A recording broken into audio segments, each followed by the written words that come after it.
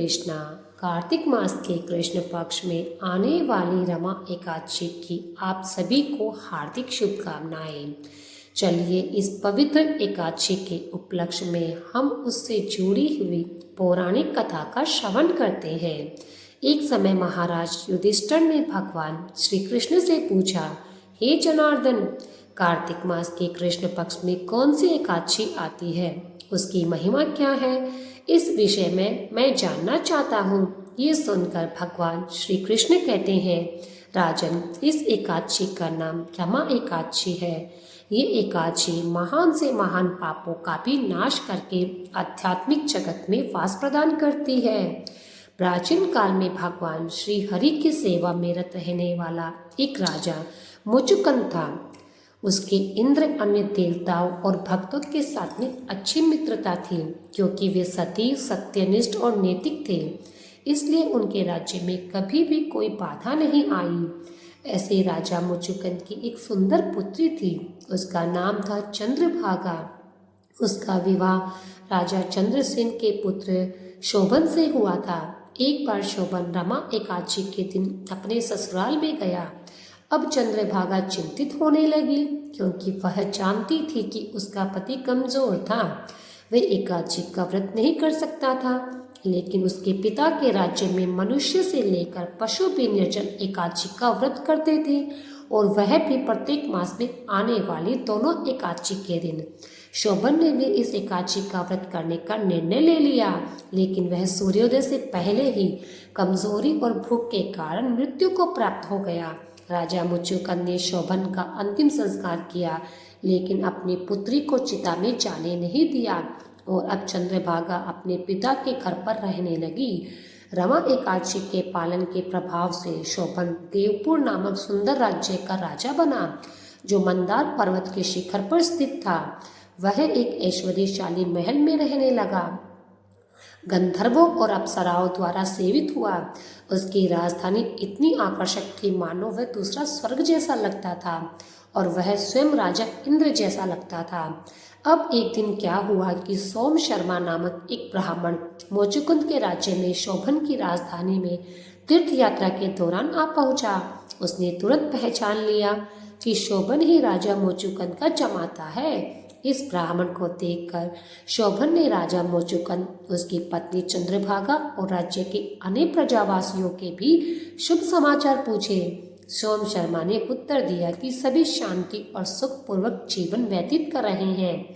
फिर उसने आश्चर्यपूर्वक पूछा, राजन, मैंने ऐसा सुंदर शहर पहले कभी नहीं देखा। कृपया आप मुझे बताइए, ये राज्य कैसे मिला? तब शोभन ने उत्तर दिया, हे ब्राह्मण देव, रमा एकादशी का व्रत का पालन करने से मुझे ये राज्य प्राप्त हुआ है, लेकिन मैंने बिना श्रद्धा के व्रत रखा था, इसलिए सब कुछ अस्थायी है। ये कभी भी विलुप्त हो सकता है। कृपया मुझे सुझाव दीजिए कि मेरा ये राज्य कैसे स्थायी बन सकता है। ये सब कुछ चंद्रभागा से कहिए, क्योंकि मुझे विश्वास है कि वह इस राज्य को स्थायी कर सकती है। सोम शर्मा राजा मुचुकुंद के राज्य में पहुंचकर चंद्रभागा से मिलते हैं और ये सारा वृत्तांत कह सुनाते हैं। अपने पति के जीवित होने का समाचार सुनकर चंद्रभागा अत्यंत ही हर्षित हो जाती है। सोम शर्मा देवपुर नामक राज्य का वर्णन करते हुए बताते हैं कि किस प्रकार वह राज्य में कभी भी लुप्त हो सकता है, इसलिए उसे शोभन के राज्य को स्थायी बनाने का प्रयास करना चाहिए। ये सुनकर चंद्रभागा कहती है, हे ब्राह्मण देव, कृपया मुझे देवपुर ले चलिए, क्योंकि मेरी अपने पति के दर्शन की तीव्र अभिलाषा है। मैं अपने समस्त एकादशी व्रतों के बल पर उनके राज्य को स्थायी बना दूंगी। देवपुर के मार्ग में चंद्रभागा वामन मुनि के आश्रम में जाती है, जो कि मंदार पर्वत के निकट था। चंद्रभागा उस वामदेव मुनि को सारी बात बताती है, और वामदेव भी उसे मंत्र दीक्षा देते हैं। उन मंत्रों के प्रभाव से और अनेकों एकादशी व्रत के फल स्वरूप चंद्रभागा को दिव्य शरीर प्राप्त होता है, और फिर वह प्रसन्नता पूर्वक अपने पति से मिलने जाती है। अपनी पत्नी को देखकर शोभन बहुत प्रसन्न होता है, और तब चंद्रभागा कहती है, हे मेरे प्रिय स्वामी, मैं पिछले 8 वर्ष की आयु से ही अपने पिता के घर पर एकादशी व्रत का पालन कठोरता से करती आई हूँ। वे समस्त अर्जित पुण्य आपके राज्य को प्रलय काल तक स्थायी और समृद्ध कर देंगे। इस प्रकार जैसे ही उसने अपना एकादशी का फल अपने पति को अर्पित किया, उसी क्षण उसका राज्य स्थायी हो गया और फिर वे दोनों ऐश्वर्य पूर्वक आभूषणों से सुसज्जित दिव्य देह के साथ आनंद पूर्वक रहने लगे। रमा एकादशी व्रत का पालन के फलस्वरूप शोभन भी दिव्य देह को प्राप्त कर अपनी पत्नी के साथ मंदार पर्वत पर निवास करने लगा और इसलिए रमा एकादशी कामधेनु या फिर पारसमणि के समान है। इस कथा का समापन करते हुए भगवान श्री कृष्ण कहते हैं, हे राजन, मैंने तुमसे रमा एकादशी की महिमा का वर्णन किया है। जो भी मनुष्य इस व्रत का पालन करता है वह निस्संदेह पाप से मुक्त हो जाता है और जो भी मनुष्य इस एकादशी की कथा का श्रवण भी करता है उसके भी संपूर्ण पाप नष्ट हो जाते हैं और वह विष्णु लोक में निवास करता है। और हाँ, अगर आप हमारे इस ज्ञान के प्रचार कार्य की सराहना करते हैं और इस कार्य में अपना योगदान देना चाहते हैं तो स्क्रीन पर जो भी नंबर दिया गया है आप वहां हमें आर्थिक रूप से अपनी सहायता भेजकर भी हमारा उत्साह बढ़ा सकते हैं। चलिए अब इसी एकादशी के उपलक्ष्य में एक और कथा आपको सुनाते हैं। दूसरी कथा आरंभ करते हैं। एक समय देवराज इंद्र का अभिमान चूर करने के लिए स्वयं भगवान श्री कृष्ण, जो कि स्वयं लीलाधर श्री हरि है, उन्होंने एक लीला की। एक दिन उन्होंने देखा कि सभी ब्रजवासी उत्तम पकवान बना रहे थे और इंद्रदेव की पूजा की तैयारी कर रहे थे। तो श्री कृष्ण ने बड़े ही भोलेपन से नंद महाराज से प्रश्न किया, बाबा, ये आप सभी लोग किसकी पूजा करने की तैयारी कर रहे हैं? तो उसकी बात सुनकर नंद महाराज ने कहा कि हे पुत्र, हम देवराज इंद्र की पूजा के लिए अन्नकूट की तैयारी कर रहे हैं और इंद्र यज्ञ का भी आयोजन किया जाएगा। नंद महाराज के इस प्रकार कहने पर श्री कृष्ण ने कहा कि हम इंद्र की पूजा क्यों करते हैं? तो नंद महाराज ने कहा, क्योंकि वह हमें वर्षा प्रदान करते हैं जिससे सभी अन्न की उत्पत्ति होती है और उन्हीं से हमारी गायों को चारा मिलता है। तो इसके उत्तर में श्री भगवान कृष्ण ने कहा, वास्तव में इंद्रदेव तो मात्र भगवान विष्णु का कार्य कर रहे हैं, ये तो उनका परम कर्तव्य है और वास्तव में तो हमें गोवर्धन पर्वत की पूजा करनी चाहिए क्योंकि हमारी गाय वहीं पर चरती है। तो इस दृष्टि से तो गोवर्धन पर्वत भी पूजनीय है।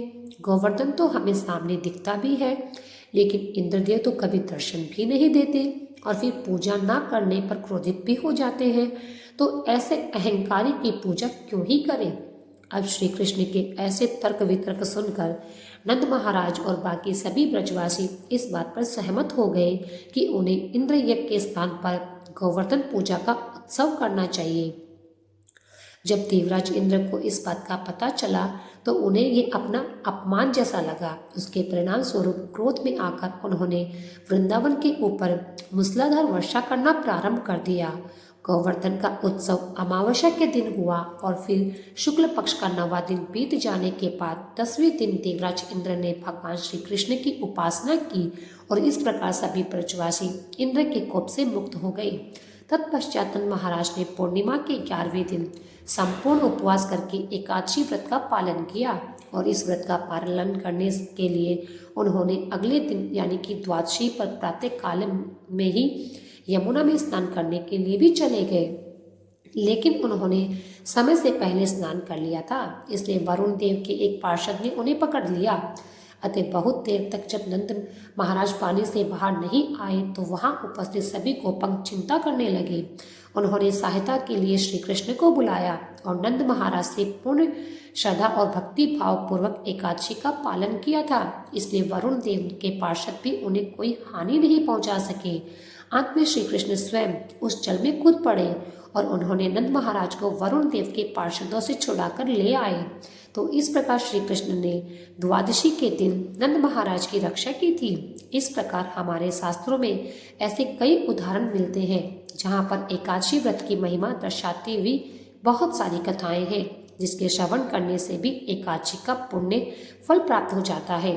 भगवान श्री चैतन्य महाप्रभु स्वयं कहते हैं कि एकादशी का पालन करना भक्ति में सेवा का एक अंग है। अगर कोई व्यक्ति एकादशी का पालन का अनादर करता है तो उसके आध्यात्मिक जीवन का भी नाश हो जाता है।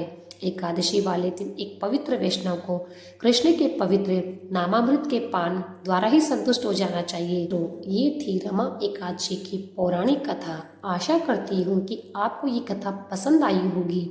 यदि आपको रमा एकादशी की कथा पसंद आई तो हमें सपोर्ट करें, हमारे चैनल भक्ति सागर को और भक्ति मार्ग को सब्सक्राइब करें और लाइक करें और कमेंट में हरे कृष्णा या जय श्री कृष्ण अवश्य लिखिए मित्रों।